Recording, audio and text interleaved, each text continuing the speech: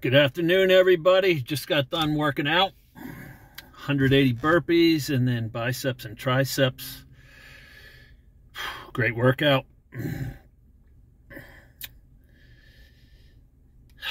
want to touch on how just about everybody is a victim.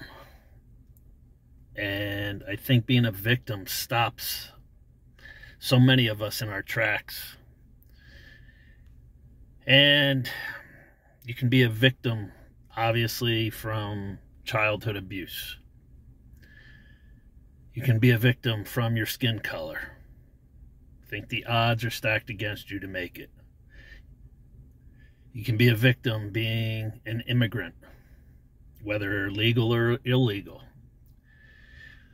I think the odds are stacked against you from making it. You can be a victim from your sexual persuasion, gay, trans.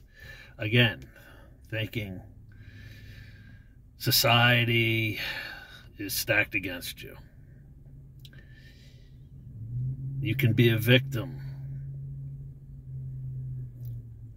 because your child overdosed on and died on heroin or fentanyl.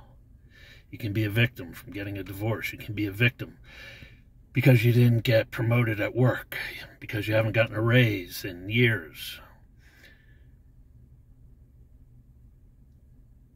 You can be a victim. All of us play the victim card so often. And I was a victim from my childhood sexual abuse. I'm just trying to bring it to people's awareness. Anybody in this country can make it. Anybody can be a success. Anybody can have a good life. But you gotta rid yourself of the victim mentality. If you carry that victim mentality around, it's gonna stop you from just chasing your dreams. What about people getting out of prison? Should they have a victim mentality? Odds are stacked against them. What if you got out of prison and you had murdered someone? Whether they were a pedophile, lieutenant in the sheriff's department or not. Should I have just looked for the government to take care of me for the rest of my life? Or should I have rid myself of that victim mentality, even though I was coming out of prison, having murdered a pedophile, and wanting to be in control of my destiny, wanting to finally go after dreams and not be a victim any longer? And that's what I'm doing. Where does the victim mentality end? Had I continued to play the victim mentality card, I would never have been a part of the team of advocates who got the law changed in New Jersey, the law that so many said would never ever happen. The lawyer representing the Camden Diocese basically laughed in my face, said, "Clark, you will never ever get that law passed the way it's written now." We got the law passed the way it was written. Should I have been a victim and the other advocates been victims because this guy was arrogant and cocky and said we would never get the law passed? Or should we have pushed forward and gone ahead and achieved something amazing?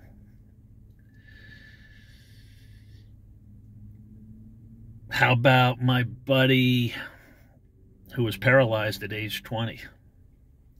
Should he be a victim the rest of his life? My buddy Pete had a tough hand dealt to him. On top of that, he was living with his older brother, and his brother committed suicide. On top of that, Pete went and bought a farm on his own with all sorts of animals to take care of, on top of having a job at a military base, Picatinny Arsenal. So Pete hasn't. Pete, paralyzed, brother, suicide. He didn't play the victim card. He achieved a great life for himself. So I think so many of us play this victim hand, whether knowingly or unknowingly, whether consciously or subconsciously. And I think each of us has to look at ourselves and say, that's it. I'm done. I'm not going to be a victim. I'm not going to look for the government to take care of me. I want to forge my own way. I want to make my own way. I want to achieve my goals and dreams. And I'm going to start today.